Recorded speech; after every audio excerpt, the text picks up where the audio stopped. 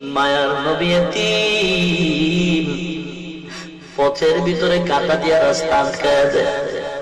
নবীর আদরের চাচা আবু তালেব কওমের লোকেরা গিয়া বিচার দিল, হে আবু তালেব, তোমার ভাতিজারে সাবধান করো, বেশি কথা বলে, আমাদের ধর্মের বিরুদ্ধে কথা কয়। আবু তালেব আমার মায়ের নবীরে ডাকলেন, ভাতিজা, তুমি কেন আমাদের ধর্মের বিরুদ্ধে কথা বলো রে ভাতিজা, সাবধান, কেন তুমি আমাদের ধর্মের বিরুদ্ধে কথা বলো, জবাব দাও। মায়ার নবী চুপ হয়ে দাঁড়িয়ে কান্না শুরু করলেন। আবু তালেব বলে, রে ভাতিজা, জবাব দাও, কেন কাঁদো?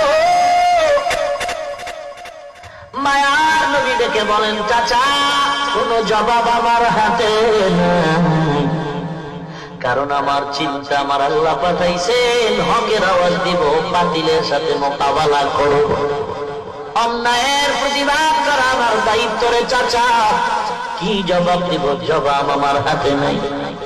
আবু তালিব বলে, রে ভাতিজা, যাও যাও, আমি আবু তালিব চালে সুরে দিলাম, তোমার কাজ তুমি চালাও, একটা ফুলের টোকা তোমার শরীরে আমি আবু তালেব বেঁচে থাকতে লাগতে দিব না। নবীর উম্মত, আল্লাহর নবী বলেন, হে উম্মত, দুটো জিনিস আমি তোমাদের মাঝে রেখে গেলাম, ভালো করে ধরো, যদি ধরে রাখতে পারো কোনো ভয় নাই, কোনো চিন্তা নাই, মুনাফিকের দল তোমার ঈমান কেড়ে নিতে পারবে না। এক নাম্বার, দুই নাম্বার, দুটো জিনিস ভালো করে খেয়াল করেন। মায়ার নবীর হাদিস পড়েছি খুতবায়, আবার পড়ি, খেয়াল করবেন। قال رسول الله صلى الله عليه وسلم تركت فيكم أمرين لن تضلوا ما تمسكتم بهما كتاب الله وسنة رسوله।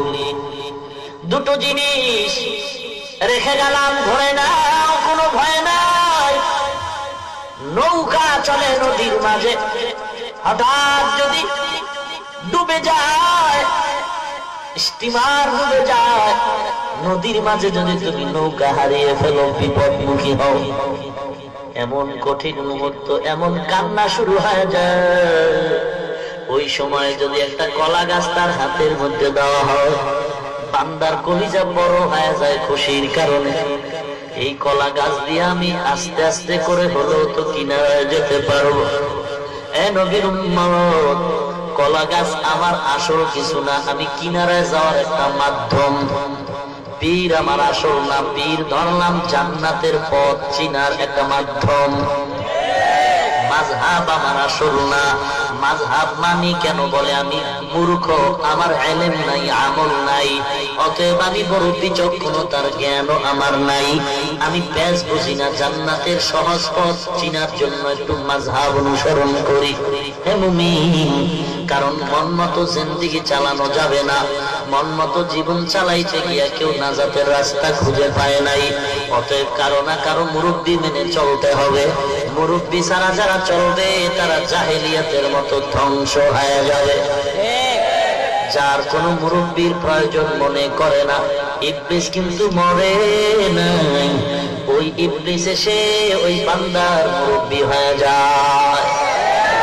ইবলিস সিনার ভিতরে ঢুকে রগে রগে দৌড়ায়, দৌড়ায় দৌড়ায় ধোঁকা দেয়, আমি বড় আলেম, আমি বড় মুফতি সাহেব, আমি বড় মুহাদ্দিস সাহেব, আমি তো বড় কিছু জানি, আমার কত বড় টাইটেল, আমার মতো বক্তা কেউ নাই, আমার মতো আলেম কেউ নাই, আমার মতো মুহাদ্দিস কেউ নাই, সব দিক দিয়ে তাকায় দেখি আমি সবার বড়, আমি সবার বড়।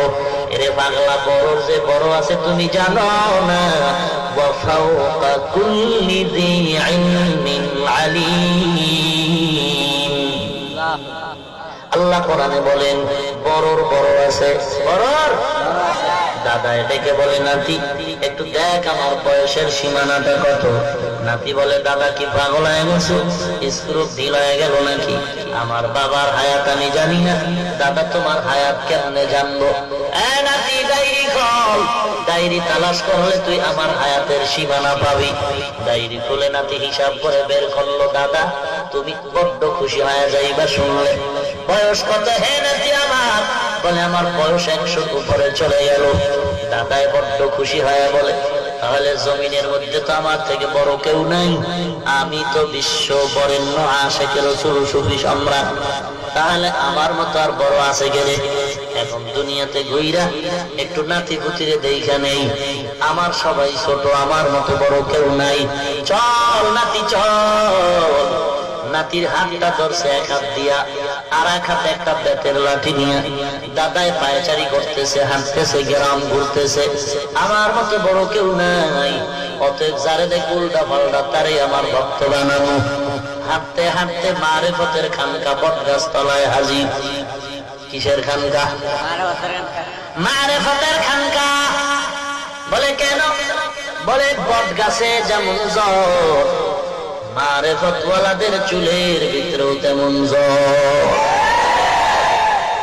আর অধিকাংশ বটগাছের গোড়ায় আসর মিলায় ব্যাগ বয়, লাল শালু ভিন্দায়। কথা বলেন না কেন? দাদা নাতির নিয়ে বটগাছ তলা মারেফতের খানকায় গিয়ে দেখে রেড সিগন্যাল। দেখছেন রেড সিগন্যাল মানে কালো, লাল লাল বড় খারাপ, লাল সিগন্যাল বড় খারাপ।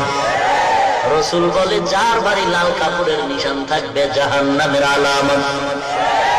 বুঝো পাবলিকের গোষ্ঠী, বুঝো।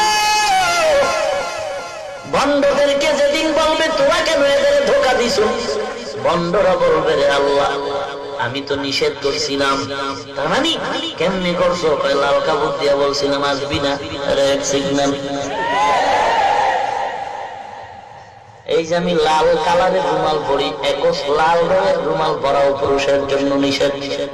লালের সাথে সাদা মিক্স আছে, এজন্য কোনো নিষেধ নাই।